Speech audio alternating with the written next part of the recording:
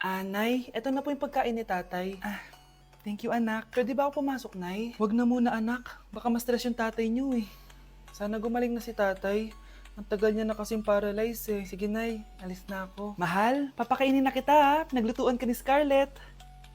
Nay, eto na po yung pagkain ni Ano yun, Nay? Ang baho. Ay, anak, mamaya mo na ibigay yan. Papaliguan ko muna yung tatay mo. Nagpupo na naman. Sige, Nay. Tao po, delivery po. Ano po yun? Kay Susan po, importante daw po to. Si nanay. Ako na lang po magbibigay sa kanya. Nay, may nagpapabigay po nito sa inyo. Binasa mo ba to, anak? Hindi po, Nay. Wag na wag mo tong babasahin, ha? Sige po, Nay. Mamamalengke lang ako na uulamin natin, ha? Ikaw muna magbantay ng bahay. Ano yun? Bakit sobrang baho naman? Saan nanggagaling yun? Dito sa kwarto nila nanay.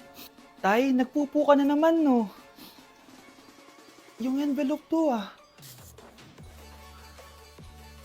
Death certificate? Hindi naman patay si tatay,